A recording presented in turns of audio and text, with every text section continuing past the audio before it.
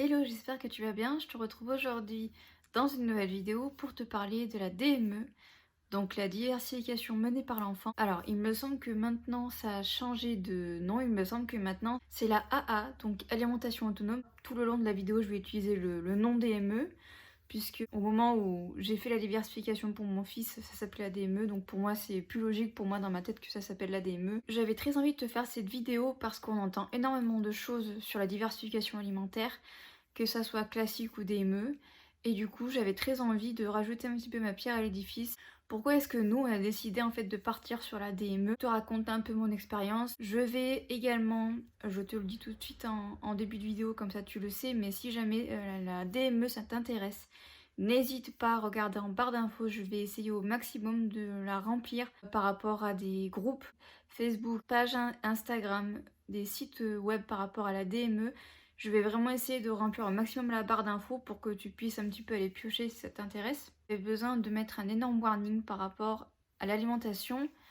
Peu importe que ce soit une alimentation ou plutôt une diversification dite classique ou une diversification dite DME, c'est hyper important de se rendre compte que la diversification alimentaire c'est une acquisition et non pas un apprentissage, tout comme la continence, mais la continence je t'en parlerai dans une prochaine vidéo parce que là aussi c'est pareil, j'ai envie de te faire une vidéo vraiment complète là-dessus. Mais ce qui veut dire que comme c'est une acquisition, ça veut dire que ce n'est pas un apprentissage, donc le parent ne doit pas apprendre à manger à l'enfant. Il faut savoir que les enfants nous imitent énormément, nous parents ou même adultes au quotidien qu'ils voient, donc il n'y a pas à s'inquiéter. Et surtout, il faut vraiment prendre en compte qu'il y a des phases dans la diversification alimentaire. Il y a des phases où, voilà, surtout au début, quand ils font leurs dents, c'est très compliqué pour eux de manger. Donc il y a des phases où ils vont un petit peu manger, puis beaucoup manger, puis tout d'un coup ils ne vont plus manger. Et c'est hyper important de s'en rappeler pour ne pas stresser et se dire pourquoi est-ce qu'il ne mange pas, est-ce qu'il arrive à remplir tous ses besoins au niveau vitamines, etc. Mais c'est vraiment hyper important de te dire que dans toute acquisition, il y a des régressions ou des perfectionnements, ça dépend comment tu peux appeler ça. Mais c'était hyper important pour moi de te le dire dès le début de la vidéo, parce qu'on se prend énormément la tête, que ce soit par rapport à l'alimentation, au sommeil, à la continence, alors que tout ça, ce sont des acquisitions et que finalement, on peut pas y faire grand-chose. Donc voilà, c'était important pour moi, encore une fois, de te le dire en début de cette vidéo, vraiment pour que tu prennes conscience que l'alimentation, on ne peut pas la contrôler, parce que parfois, nous adultes, on aimerait bien pouvoir contrôler l'alimentation de notre enfant. Bien évidemment, tu contrôles ce que tu lui mets dans l'assiette, mais pour le reste, tu ne contrôles absolument rien. Il faut bien penser qu'un enfant est un individu à part entière, qu'il pense dans son individualité, et que par conséquent, tu ne peux pas faire les choses à sa place, et tu ne peux pas décider certaines choses à sa place, comme par exemple le forcer à finir son assiette alors que lui n'a plus faim. Comment j'ai connu la DME? J'ai connu la DME grâce à une youtubeuse que tu dois, je pense, connaître. C'est la youtubeuse Je ne suis pas jolie, Léa, qui a parlé de DME. Moi, il faut savoir que avant, pour moi, dans ma tête, il n'y avait qu'une diversification possible et c'était la diversification dite classique, donc purée, etc. Et quand j'ai entendu parler de la DME, donc elle avait mis en barre d'infos justement un groupe sur la DME et j'y suis tout de suite allée en fait par curiosité pour aller voir parce que c'est vrai qu'elle n'était pas rentrée dans les détails. Et donc du coup, à ce moment-là, moi j'avais pas d'enfant.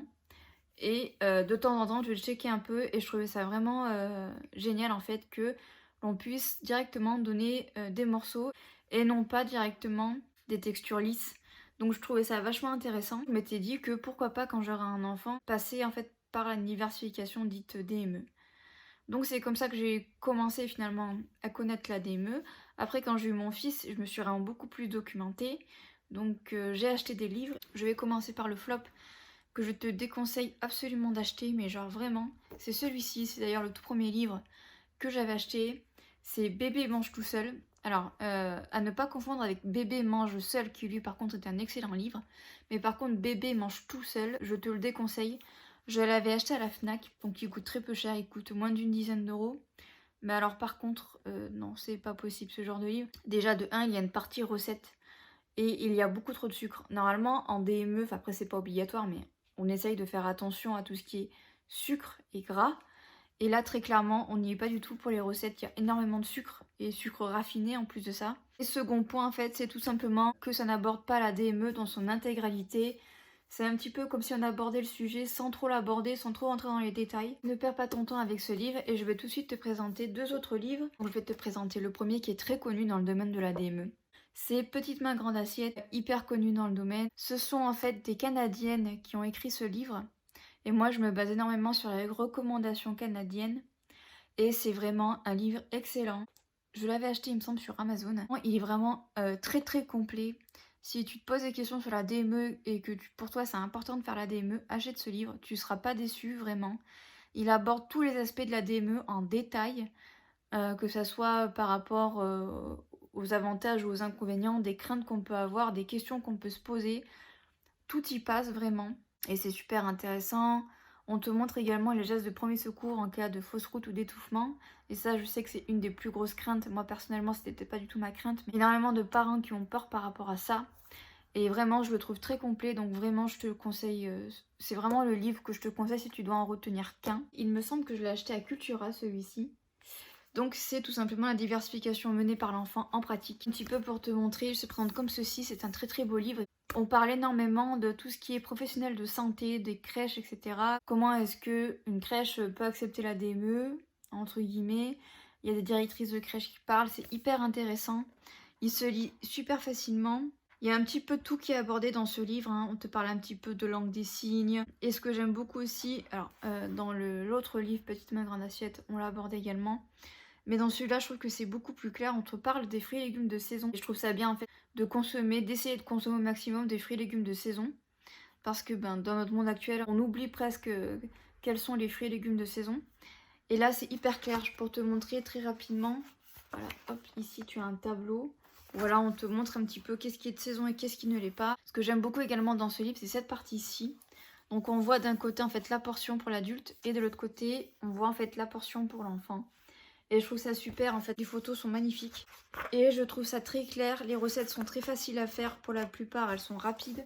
Voilà un petit peu pour te montrer une autre photo, hop. Voilà.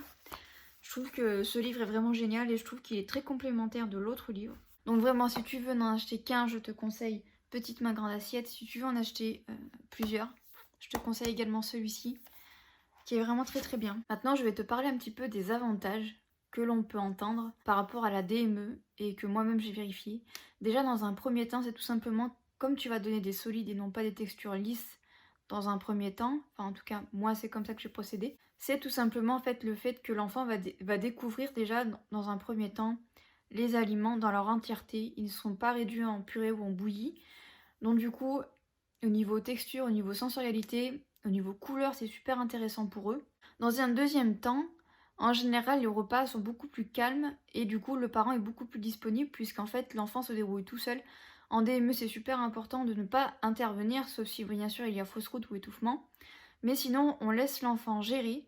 Normalement, si tu as bien cuit tes aliments, il n'y aura pas de souci. Également, pour le parent, tu as un gain de temps puisqu'en fait, tu ne fais qu'un repas en fait pour tout le monde. Tu adaptes bien entendu la taille des aliments pour le bébé, mais tu n'es pas obligé de faire voilà, un repas pour les adultes et la purée pour le bébé. Donc déjà, c'est un gain de temps, surtout dans notre société où tout doit être rapide en permanence. Également, l'enfant va développer son autonomie, puisqu'il se rend compte de lui-même qu'il peut faire tout seul, il peut manger tout seul, et également il va développer la confiance en lui, et ça c'est super important qu'un enfant développe sa confiance en lui, c'est super important. Donc c'est entre autres aussi moi les raisons qui m'ont fait partir sur la DME. Maintenant les inconvénients que l'on peut entendre, alors moi la première chose que j'ai entendue c'est « oui mais il n'a pas de dents ».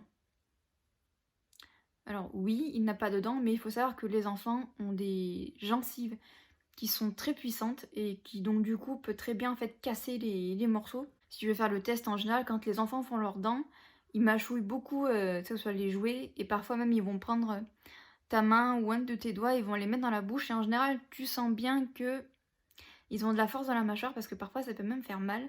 Donc le fait de se dire qu'il n'a pas de dents, on ne va pas faire des DME, c'est faux, ça ne rentre pas en compte. Tu peux très bien faire la DME, même si ton enfant n'a pas de dents, ça pose aucun problème. Après, ce que j'entends beaucoup, c'est la peur de l'étouffement, la peur de la fausse route. Il faut savoir que même avec des purées, ça peut arriver. Et qu'en DME, comme il passe tout de suite par des solides, il y a le système de gag en fait qui évite justement l'étouffement. Alors le système de gag, ça peut être impressionnant, mais c'est le fait en fait de vomir ou d'avoir en fait un mouvement de tête qui peut faire peur parce qu'on voit l'enfant faire des mouvements de tête, on comprend pas trop ce qui se passe.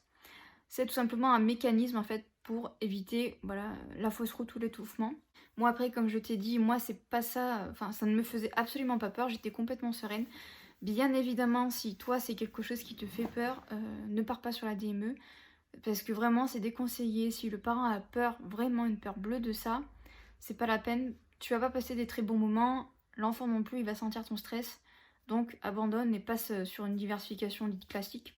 Après, en général, on déconseille aux parents qui ont en fait des enfants qui ont un frein restrictif assez prononcé, des malformations de bouche ou même des fois la prématurité, on leur déconseille de faire la DME. Encore une fois, c'est du cas par cas. Si toi, la DME, ça t'intéresse et que tu as un enfant qui a des freins restrictifs ou une malformation au niveau de la bouche ou une prématurité, renseigne-toi, essaye et tu verras. Si tu vois que ça passe pas, laisse tomber ou attends un peu. Parfois, les enfants sont pas prêts, donc il faut leur laisser encore du temps. Il faut savoir qu'en DME, on commence la diversification alimentaire à 6 mois. On ne la commence pas à 4 mois. Si tu as envie de faire la DME, c'est vraiment, il faut vraiment attendre 6 mois, c'est hyper important. Dans un premier temps, c'est parce que un enfant en DME doit tenir assis. C'est-à-dire que quand tu le mets dans la position assise, il ne doit pas vaciller comme ça, il doit vraiment réussir à se tenir droit. Et c'est hyper important qu'il puisse tourner comme ceci, voilà, le visage puisse faire des mouvements comme ceci. C'est super important justement pour qu'il puisse avoir tous les réflexes au vert, si on peut dire ça comme ça, en cas justement de soucis par rapport à un aliment qui serait pas assez cuit par exemple et qui pourrait causer une fausse route. Et également, il faut savoir que avant 6 mois, son appareil digestif, ses reins ne sont pas assez matures en fait pour avoir une alimentation que ça soit liquide, purée ou solide. Donc c'est pour ça que même si tu passes en purée, il vaut mieux attendre 6 mois. Alors parfois ça peut paraître long, mais très clairement, pour une question de santé, on va dire ça comme ça, c'est le mieux à faire. Et également pour une question de qualité de salive, c'est super important d'attendre 6 mois. Parce que avant 6 mois, la salive n'est pas produite en assez grande quantité. Là, comme je te dis, moi je me base beaucoup sur le Canada, qui eux partent sur 6 mois. En France, ça change tout le temps. Des fois on te dit 4 mois, des fois on te dit 6 mois. On te parle également d'introduire rapidement l'alimentation parce que il y a un risque d'allergènes. Alors en DME, on part sur une tranche d'âge au niveau des allergènes entre 6 et 9 mois. Pour être honnête, les allergènes, j'ai pas tellement fait attention. Encore une fois, c'est du cas par cas, dans le sens où moi, dans ma famille, il n'y a pas forcément d'allergènes. Après, c'est sûr que si dans ta famille, il y a des allergènes comme l'arachide, par exemple, ça sera un des premiers aliments à donner si tu fais la DME. Comme ça, au moins, tu es très vite sûr de savoir si oui ou non ton enfant fait une intolérance ou une allergie carrément à l'arachide. Ça, c'est du cas par cas. Mais moi, personnellement, je me mets pas du tout la pression par rapport à ça. En France, on nous met beaucoup la pression par rapport à ce passage où on te dit à 4 mois, il faut diversifier. De 4 à 6 mois, c'est les allergènes. Donc moi, là, je suis en train de te dire que en DME, c'est de 6 à 9 mois. Donc ils sont pas tous d'accord entre eux, donc ça après c'est un choix personnel. Donc moi voilà, la question des allergènes ça m'a pas du tout bloqué. Maintenant je vais t'expliquer comment nous on a vraiment procédé par rapport à la DME. Donc comme je t'ai expliqué, nous on a commencé à ces 6 mois. Ce que j'ai fait dans un premier temps, c'est que je lui ai présenté les aliments dans leur entièreté, c'est-à-dire que je lui donnais une tomate pour qu'il la voie, pour qu'il joue un petit peu avec, courgettes, etc. J'ai fait un peu tous les légumes comme ça, je tournais un peu comme ça pour qu'il puisse les voir de ses propres yeux. Je lui proposais un fruit et un légume par repas au tout début, c'était vraiment comme ça que j'ai fonctionné. Je l'ai pas précisé, mais mon fils est végétarien, tout comme moi. Un jour peut-être que ça changera, mais en tout cas pour l'instant c'est comme ça. Au départ je le présentais exclusivement comme ça, donc un légume et un fruit, c'est-à-dire le fruit et le légume épluché mais entier. C'était fait exprès en fait, hein. C'était voilà, dans un premier temps il les a vus non épluchés dans leur aspect naturel, on va dire ça comme ça. Dans un deuxième temps je lui présentais ça entier mais épluché. J'y suis vraiment allée petit à petit. Très rapidement après, évidemment, je lui coupais un morceau assez gros, de la taille du poing. Ça aussi, au fur et à mesure des étapes, on va dire, franchies au niveau de la DME, tu vas pouvoir faire des morceaux de plus en plus petits. Je lui coupais des morceaux de courgettes, des morceaux de pommes de terre. Carotte, c'est venu un peu plus après, parce que c'est vrai que la carotte, c'est un légume qui est un peu dur à cuire. Et là, le risque, on va dire, de fausse route peut être élevé. J'ai fait ça dans un premier temps. Une fois qu'il était bien à l'aise avec ça, j'ai vraiment commencé à lui proposer des plats comme nous. C'est-à-dire, par exemple, je sais pas, je vais te donner un exemple, mais par exemple, spaghetti bolognaise végétarienne, par exemple. Mais ça, vraiment, ça s'est étalé sur les semaines. vraiment, parce que je voulais vraiment prendre mon temps pour qu'il découvre vraiment les aliments au fur et à mesure, et je voulais pas non plus trop charger en fait sa petite table au niveau de sa chaise haute. Et ensuite j'ai commencé à lui proposer également de l'eau. Comme je t'ai dit, je voulais pas que ça soit trop chargé au début, parce que ben, pour lui ça faisait beaucoup hein, de voir tous ces aliments sur le plateau, donc vraiment j'ai fait au fur et à mesure. Et donc du coup je dirais que aux alentours de ces 9 mois environ, j'ai commencé vraiment à lui proposer des plats beaucoup plus complets, et lui aussi était en demande. Ça aussi c'est hyper important de prendre ça en considération, parce que quand il a eu 6 mois il a vraiment commencé à faire ses dents, donc c'était compliqué hein. On voyait vraiment qu'il avait mal et que c'était pas évident pour lui. Et alors, il y a un autre point que je voulais aborder par rapport à la DME, c'est l'acquisition de la mastication. En DME, tu peux donner des textures dites purées, dites lisses, mais tu les donnes sur ce qu'on appelle des transporteurs, donc sur des pains des fleurs par exemple que tu trouves en magasin bio. C'est comme ça que j'ai pu lui proposer des textures lisses. Alors moi, au moment où j'ai fait la DME, on déconseillait en fait d'introduire en même temps des textures dites purées et des textures dites solides. Quand je dis purée, c'est vraiment on lui donne la purée d'un côté et de l'autre côté on lui donne un morceau de pain, je te dis ça au pif. Maintenant je sais que bon, la balance est un peu plus mitigée, il y a des personnes qui passent d'une alimentation purée à une alimentation solide comme ça. Ça dépend vraiment, c'est vraiment du cas par cas, c'est vraiment compliqué de te dire non, des meux on donne pas de purée, etc. C'est vraiment du cas par cas, ça dépend comment l'enfant s'est géré, parce que parfois il y a des enfants qui sont tellement habitués à la purée que clairement tu peux pas leur donner des morceaux comme ça, parce que justement ils ont perdu ce réflexe gag, et là ça peut être dangereux. Donc vraiment c'est vraiment du cas par cas. Pour en revenir à la mastication, je voulais t'en reparler, parce que du coup en DME on arrive à savoir en fait si l'enfant arrive à mastiquer. S'il arrive à mastiquer, ça veut dire que tu peux lui proposer des textures dites lisses dans son intégralité. Donc quand je dis intégralité, c'est-à-dire que tu peux vraiment lui proposer de la purée sans mettre voilà, une tartine en dessous. Et en fait c'est tout simplement quand l'enfant arrive à faire la pince. Quand il fait la pince, c'est tout simplement qu'il est prêt. Et en général, tu le vois aussi au niveau de la bouche, parce qu'en fait, il a des mouvements vraiment de mastication. Ce sont en fait, on va dire, les deux plus gros signes en fait qui prouvent que la mastication est en place, et que du coup, voilà, la plupart des parents soufflent à ce moment-là et se disent ok, c'est bon, on peut lui donner tout type de texture, il y aura plus de problème. Maintenant, pour te faire un bilan, parce que maintenant mon fils a 20 mois, donc on est sur de l'alimentation dite classique, on n'est plus du tout sur de la DME. Ça se passe vraiment très bien. Je te ferai une autre vidéo juste après, je pense, celle-ci, pour t'expliquer un petit peu les phases pendant la diversification alimentaire dans laquelle on est passé, pour t'expliquer un petit peu tout ça, et qu'est-ce qu'on a mis en place au moment des repas pour que ça se passe encore mieux, parce qu'il y a il y a une période où ça a vraiment été compliqué au niveau de l'alimentation. Mon expérience par rapport à la DME, elle est très positive.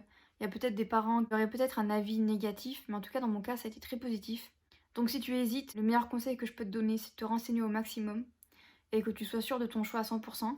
Parce que c'est vrai que parfois l'entourage peut pas très bien comprendre pourquoi est-ce que tu donnes des pancakes au lieu de lui donner une purée de pommes de terre. J'espère que cette vidéo t'aura plu, j'espère qu'elle aura pu t'aider également dans ton cheminement par rapport à tout ça, la diversification alimentaire. Je sais à quel point ça peut être compliqué, on s'y perd entre la recommandation des uns, des autres, des médecins et des machins. Si la vidéo t'a plu, n'hésite pas à t'abonner. N'hésite pas également, si ça te dit, à me rejoindre sur Instagram. Je poste une IGTV tous les lundis à 18h. Et jusqu'à jeudi prochain, je te souhaite une très bonne fin de semaine. Bye bye.